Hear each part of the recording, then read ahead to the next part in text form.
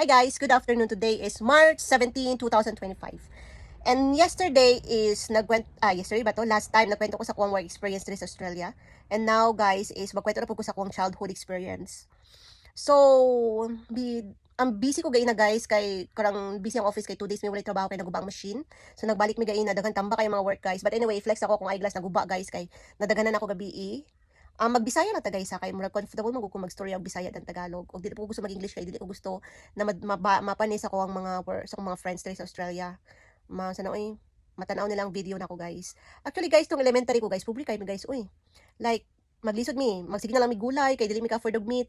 Although tong elementary ko guys, si Papa ka nag-work siya sa Kimball, pwede mi makautang sa Kimball og ibawas lang siyang sweldo. So medyo okay pa mong sitwasyon that time, pero lisod gyapon guys, like ako dili ko makapalit og toys. Mo nang nagpanyo guys, nagdumot ko na guys kanang mga bata nga dagan og toys. Swerte kay sila guys kay tong time na ko tong bata ko guys, dili jud bi maka-afford og toys, like kung na mga toys na panglabay sa mong silingan, bali na ang taba Barbie, bali na iyang hawak, wala ni hawak. So ako guys, ginabutan ako na siya og karang kahoy para magamit niya po ng dulaan guys. Like wala ko'y budget ng mga toys guys tong bata pa ko guys. Mo nang karon si Axis worthy kay siya guys kay nagan kay siya dulaan. Unlike sa ko dati, gusto ko magkaroon og dulaan pero dili mi ka-afford. So amo to guys.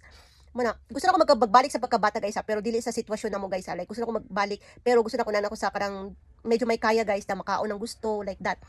And then nag-high school ko guys, publi nagyapon mi. So si Papa high school mi, first year high school mi, wala na trabaho si Papa kay nasunog ang Kimball. So grabe na mo kalisod that time guys. Like si Mama gusto na unsa na lang pangitao na work, like magkaning, magbantay bata, magkatabang, magkantin, gusto unsa na lang maglabandera. So si Papa guys, after niya nasunog ang Kimball, wala na siya nag-work guys. Nagkuha na sila usahay, sila Mama mag-sideline sila og mamaligag isda. Maglibod og isda, magbuti bakal.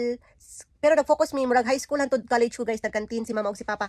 Pero pa lang siya guys, dili gyud na always like si Papa magkantin, si Mama magkatabang ana guys. Si Papa magkantin, si Mama magtrabaho kaning. Para lang makapan mi guys, maka-afford mig food. Tapos karang makabayad og kuryente, ana good guys sa mga utang. Sige guys, itong time na to. So di na ko siya gusto balikan mo nang wala po ko regret nga wala ko nagminyo og sayo. Kay although karon pila na 40, malapit ako mag 40. Pila na 6 years na lang 14 ako. Pero wala ko regret kay nganuman kay kung nagsayo kog minyo guys, unya wala pud karang ang lalaki pud ako minyoan is wala pud guys, like wala like akong ex. So mas may na lang pud guys na wala ko nagminyo kay dili na ako gusto mabalikan tong time nga pobre kayo mi. Like lisod gyud kayo guys, as in maging pobre guys. Like kung baon sa una sa nag-eskwela ko sa City High, National City High School, General Santos City National High School, 15 pesos guys ha. 5 pesos na pamasahe pa adto, 5 pesos pa uli guys. So 5 pesos na lang mabilin sa kuana guys. So ang 5 pesos palitan ako ng biscuit guys. Tapos karang mag-inom na ako tubig sa fountain. Ana guys, tapos ang klase pa gyud to whole day. So magbaon na lang gyud man magbaon na mig sudan og kanon guys.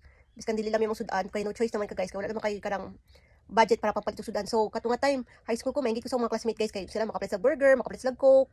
Tapos karang ilang mga gamit sa eskwelahan, mga brand new, mga branded ana good guys. So mo tong may security po ako siya guys tong bata pa ko na wala kayo mi guys. So parang pag wala ko siya guys, murag sa murag sumpa. Like maano ko magminyo man na good na dili ma-provide ng mga bata. So nagdumot ko guys yung childhood ko like di na ako makaon akong gusto kaunon, mag Jollibee. Tanaw na lang ta sa Jollibee. Makasunod na mall pero karang mag window shopping lang. Tapos dili mo palitin mo mga gusto. So lisod jud siya guys tong time. Tapos among house dati is nagapan lang mi nagatulog lang mi sa among wala mi bed ha, magtulog lang mi sa cartoon. Tapos kung mag-ulan, magtulog pa mo ang balay. Lagi kay si Papa magud sa una, si Papa magud guys, murag magud siya dili siya karang isog ba in terms of sa family. Like si Papa dili nung masahan sa kwarta kay masuko na siya papangayon ng kwarta. Tapos syempre basta huyang siya na pagka-papa pero okay man si Papa karon. Pero dati grabe kay na siya magyaw-yaw guys. Paulawon ka sa mga tao. Ingana siya guys si Papa. Mausay mo ingit po ko si bang Papa kay wala po na ginapaulawon ng mga anak, may anak good tapos kung pangayuan manghatag.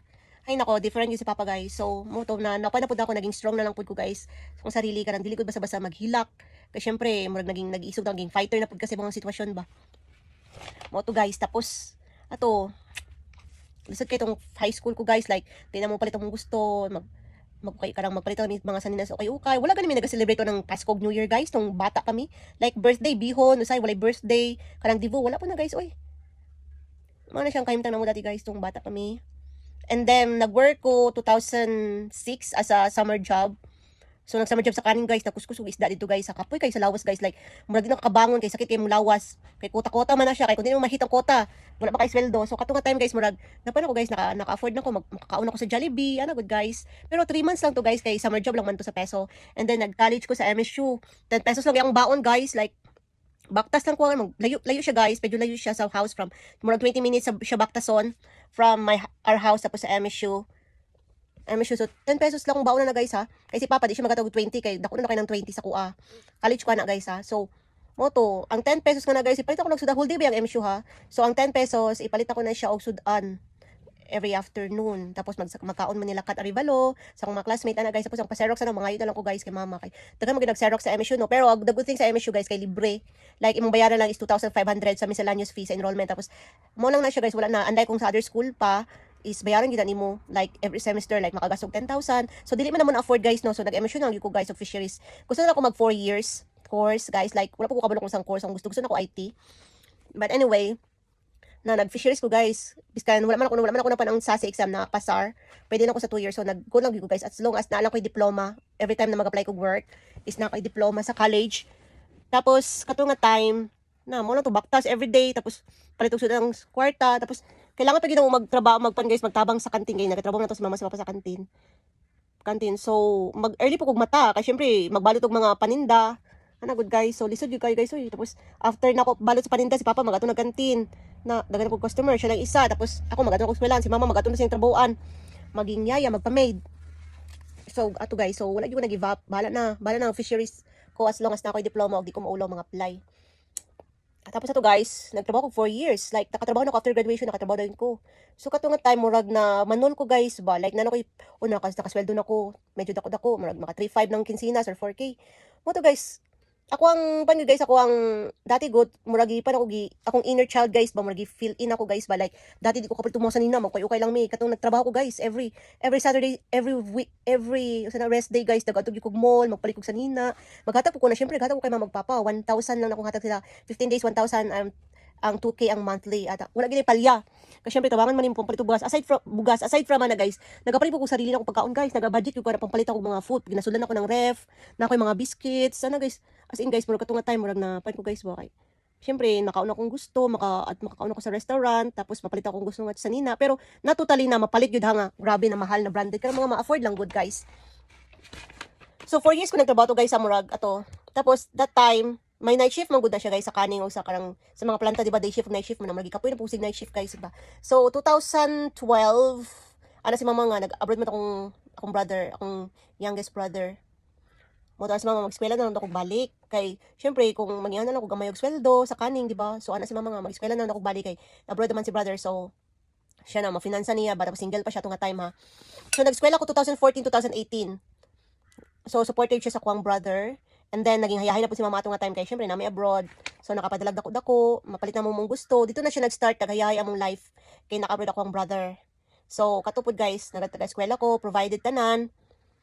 So, manang story sa mong life guys. So, dito na nag-start na. Tapos ako guys, is ano si mama mag-eskwela daw ko kay syempre naman ko'y ex dati. So, ginaisip po na mo ba nga, if ever so, back ato sa akong story guys ha. Like, 4 years, atong 2012 ana si mama mag-eskwela daw ko kay luoy daw kaayo ko once na magninyo ko kay syempre unsa naman ang kaning di ba guys, kapoy biya kayo magsigig night shift sa kaning, tapos pila lang sweldo, tapos akong ex ato guys 5 years pa man to relationship waiter lang po siya guys. So ano ko dili ko magminyo, di ko magpasali kay mahadlo ko base magbalik na pud dati na pobre kayo mi guys, dili ako gusto maranasan guys like si mama biskan unsa na lang ginatrabaho para lang makakwarta, og dili ko gusto maglabandera magbantay bata, dili ko gusto gingana guys. So ano ko mag-eskwela ko at least kung magkadayon mo sa akong ex at least maestra ko. Pero actually guys, dili ko gusto magmaestra.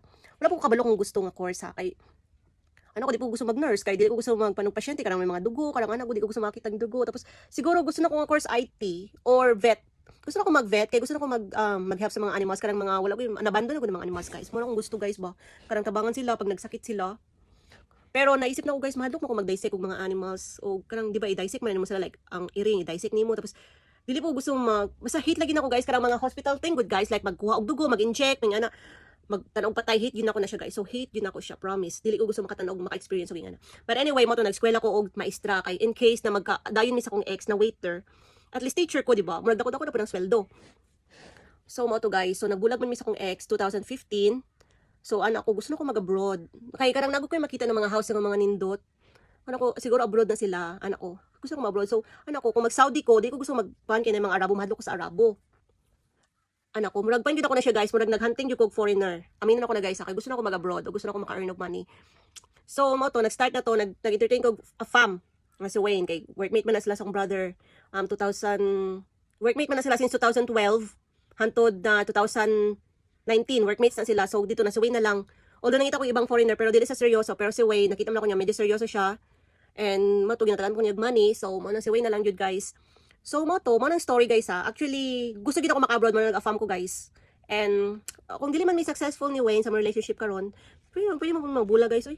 At least diba, na-secure na ako na permanent ako diri and soon pwede na ako mag-citizen sa Australia, tapos pwede na ako mag-transfer sa America or sa other country as long as pan ko guys, Australian passport ana guys.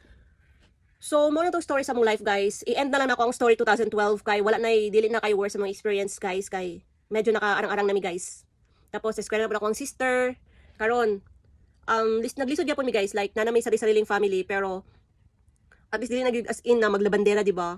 Tapos na po ko apartment, so pwede na ako magbalik sa Pinas, kaya na naman ko business, bahala na magpan ko, magtambay, basta na ako ginahulat na monthly payment sa boarding house, na good guys. So, moto, na pala, share lang kita ko sa itong pan mi guys, atong bata pa mi kay worst experience ito guys, so lisod na gyud kayo guys, kaya sa mga nanay karon guys, karang dagan og anak, unya, maglisod guys, pagpa-eskwela, wag pa sa anak guys, isip-isipa gyud ninyo guys, kay dili gyud lalim guys, kisumpa gyud ako tong time nga wala may makaon guys, like dili mapalit ang gusto, dili man lang makasulod sa Jollibee, nga nag-wish, tapos oy naka-experience dai guys sa atong nari ko experience sa MSU ko college guys. Nag-practice man tog sayaw kay nalagi mi karang competition. Unya kapoy na kay init pag nga time guys. Ano ko gusto na ko maginom og coke pero wala koy kwarta. So ako mga classmate guys, namalit sila coke kay init kay panahon ako guys no, luoy kay ko guys. Kablo ka nagkuha na lang kog baso, nag-inom na lang ko sa karang na may jar dito sa kantin ko damo dati sa kiosk. Nag-inom na lang ako kog tubig guys kay syempre di man ako afford ang coke. Ato guys, katong na mga experience guys kung ano ko sa sariluyan ako eh. So ano to, like nagpatugad-tugad minyog sayo guys, like dagan man nagapan. I mean, para maghagad og minyo na. Siguraduha lang gyud na dagko kag sweldo kay hindi sad gyud kaayo pagka mga waiter nga na gud karang usa lang karang labor. Kay na magbalik ka ng sitwasyon na magtudok kayod gyud ko dati ka magtudok kayod para sa akong parents guys. So mo lang to. Thank you for watching. Bye-bye.